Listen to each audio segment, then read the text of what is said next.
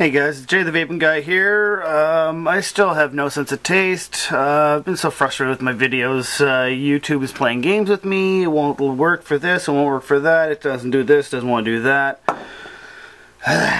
So I do apologize. I had plans to get a whole juice series done this week, and it just doesn't look like it's going to happen. I'm going to throw another video out today. Today I'm going to be doing a review on this cool gizmo. This is the K100. And let me tell you, this is a workhorse. This is an amazing telescopic bottom button with a lock. And let me tell you, this thing here is a workhorse. It is an absolute workhorse. Just, you can, I can't tell you how just reliable this thing is. This thing is just, it's amazing. I have made one mistake with this, and don't ask me how I done it, because to this moment I still have no idea.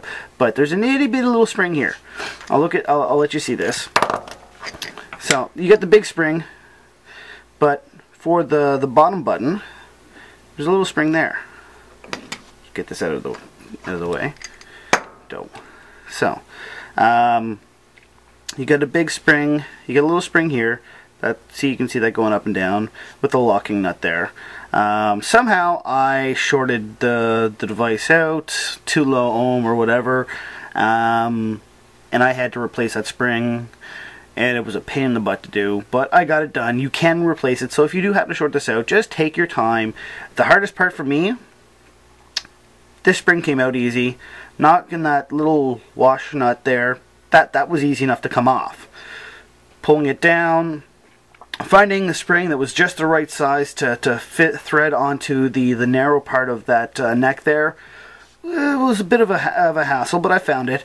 Getting it back on, because you had to basically kind of half unlock this to just the right height, so that when you pushed this down, where the ridge, there's a ridge inside of there, was just at the right height, so that was it was a pain in the butt. Anyways, I got it done, but just barely. So don't do it if you don't have to, is my word of advice. Stupid word of advice, I'm sure, but you know, this is pretty amazing. Now, what can you use this with? So you got your device. Yay, it came in the mail. Now, there is another part. I have no idea where I put it, because I don't use drip shields or drip cones or anything, but there is a matches this perfectly cone that goes right there. Comes out so that if you're using yourself, you know, a long-barreled atomizer, or you're using a dual-coil cartomizer, you can pop that on there and then slide that over. I don't know where I put it. I don't use it. I never have. Like, quite literally came off, went, oh, that's pretty, and never used it again. So there you go. That is an ego connector. Now, that said, it is literally for egos and Stardusts alone, or anything similar sized, because that fits on there just fine. However, my T3s, which I absolutely love, there is no way. The knurling is just a little bit too large. You know, just, I don't know if you can tell the difference. And there we go. See, you know, there's just this millimeter or so difference. So it doesn't fit on there. So that was a big bummer. But I mean, all you gotta do then is just 510 to ego connector. Bada bing, bada boom. Put it on. You're good. So, you know, slight downside, but not a big deal. Oh, the other thing that I'd done to this was right here. See this ridge right there? This is an end cap that's popped onto what is essentially, from what I can get, and the further out it comes, you can actually see it a lot better. Just give you a second here. Now you will notice, you can see some lines. From best I can tell, this piece right here, not the tip, but this piece here, was just one giant threaded rod, hollow rod, and so they just chopped it to the right length, sanded that down, but didn't do a very good job of sanding it down. This is, you know, this is a K100. This is you know, a China product. So, you know, you get what you want. I mean, if you don't want to see something like that, go get yourself an actual Empire mod. This is a clone. It's not the same. The Empire's, I believe, is flush, and it's got a 901 connector on there. But, you know, you get what you get. You know, this cost me, I got it through Carolina Vapes, and I believe she's got them on sale on her website. You would have thought I would have thought to, you know, oh, I don't know, look this up before coming in here and doing this, but advanced personal vaporizers, oh, she's not even selling them anymore. Alright, I believe she sold it for like 45 bucks. And so, you know, for $45, and that's about average across the board, anywhere from $40 to $50-ish, Canada, United States. And really solid, like I said, it's a solidly built device, you know, tiny little spring here, that could be improved. It can separate there if you drop it from 8 feet, but really, if you're dropping it from 8 feet, you're a dumbass, like me. I don't understand why there's 3 vent holes here, because that is going straight through, and I don't know if you can see this, but it's going straight through. I can't get it to angle, I don't know, I can't see it. I don't know if you guys can. Just barely right there, I think you can see the 3 holes. So, but what's it venting? I don't know. There is also, when it's closer to the size that I typically use it at, there we go, there are 3 vent holes right there, coming off the battery, and then again right here, there's 3 vent holes. But yeah, okay, they go all the way in. So there's 3 vent holes there as well. So you've got 6 vent holes, plus, you know, the hole down there is you know, that's escape route as well. So it's a pretty cool mod. Now, what can you do with this mod? I mean, you've got it's telescoping. What can it take? Well, it'll take an IMR, you know, 16340. It will take an 18350. It will take an 18490, and it will take,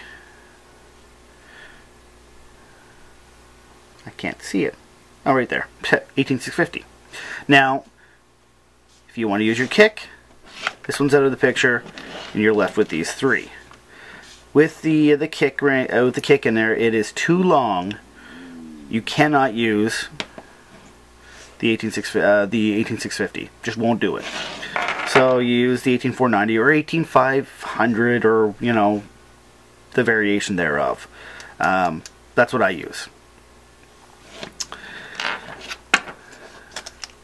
With I mean, performance, let's be honest, it's a mechanical, there's no wires. Like that centerpiece right there goes all the way through to that right there. Solid. Now, I have been told, I haven't done it myself, but I've been told that that is actually covered brass. So if next time I would drop this and this thing gets knocked off, I may sand it down so that you can look in there. I don't know if that's really bright and glaring or not. But I may go in and I sand that center point down to expose the brass, and then carefully do it on the top as well, just because brass connection is just, you know, that much better. That said, I mean, I fire my kick in here, put that in, and let's use 18490. I think that's a good battery.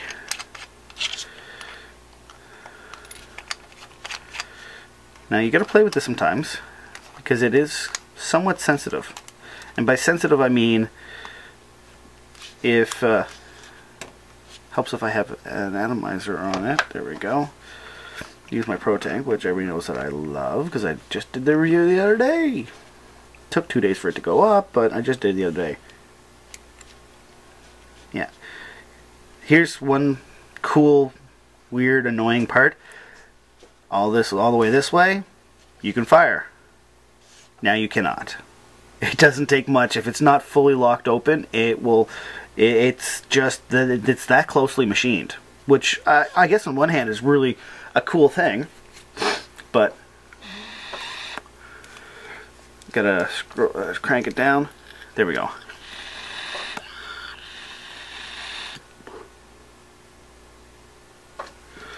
It does. It puts out a lot of vapor, and I mean, 10 watts. You can hear it. It's a good producing. I mean, you're getting the kick. Without the kick, you're getting a 3.7. Well, 4.2, 4.1, 4.0, 3 point. You know, it goes on down. But you're getting direct battery. Even without the kick in there, I'm not complaining. This is a 2 point, I think it's a 2.5 ohm atomizer in there, and so I wanted the kick just so I could really get the power out of it. But if I was using, you know, a 1.2 or 1.3 ohm atomizer in there, it would be just fine. It really would be. Beyond that, I mean, guys, if you're looking for something that's cool, you know, it's comfortable in the hand, you know, you sit there and this is how I fire it. I don't use my finger so much as I just kind of use my thumb and push it down and just let it sit on that, you know, in the kind of the meaty part there just inside of the bone. Just kind of, and it's comfortable, the rigid, you know, you got grip, and I don't know, I like it, guys. You know, for 45 bucks, you can't go wrong. This is a good looking device. It's a nice, comfortable, clean feel.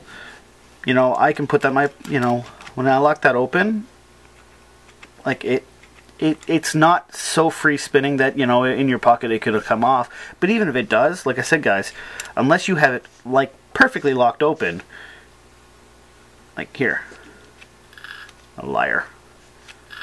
Oh, it's making me a liar. Oh, it's still making me a liar. There we go. There. Okay. Normally, for me, I can't do that. I don't know if you guys can hear that. It's firing, and it shouldn't be because it's not fully locked. But I mean, really, if you're locking it out, you should be pulling it all the way down and kind of giving it a nice, good twist.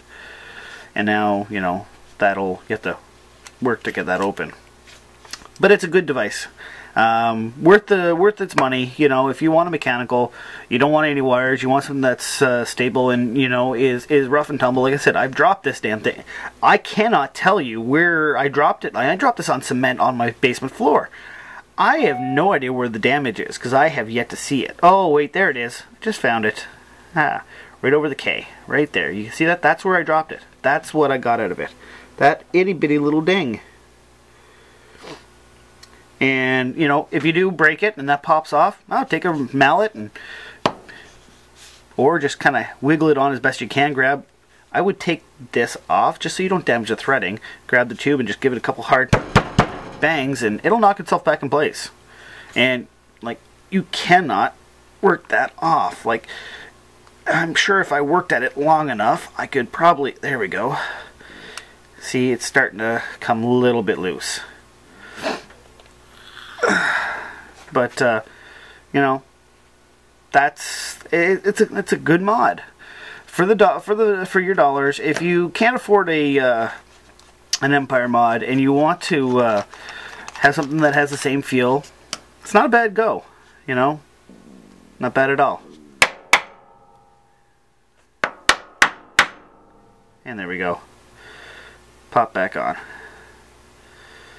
So, anyways. You know, like I said, guys, I use my mods as violently as I possibly can for you guys so that you guys can discover what's good, what's bad, and where it can break. Because if a mod can be broken, let me tell you, I will be the guy to break it. There's some that I will never go rough on. Obviously, my Shan mods, and I say Shan mods because I have a second one on the way. I'm hoping it'll be here shortly. I've got my boom mod and I have the Maryland, the first commercial Maryland out there, and it's gorgeous. But anyways, I'll review that when that comes in. But you know, dollar for dollar, 45 bucks, mechanical mod, nice look, clean look, well anodized, tough as nails, easy to repair. Even replacing that spring only took about 20 minutes, and the worst part was just trying to get that O-ring back on place. Dollar for dollar, good mod. I like it.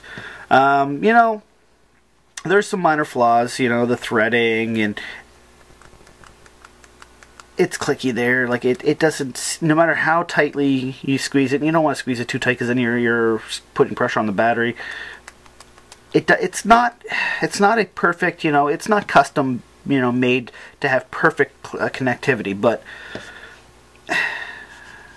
$45. You want that to be clean, perfect, so that there is no wiggle. You want there to be no threading there. Pay the extra. I don't know how much the extra would be. I think it's close to $200 for an Empire mod. Pay it. If you don't, and if you're okay with having some minor discrepancies and minor issues like that, $45, not a bad go. Anyways, I'm going like way long. I'm gonna have to edit this dang thing. There you go. There's the K100. I like it. You should too. Bye.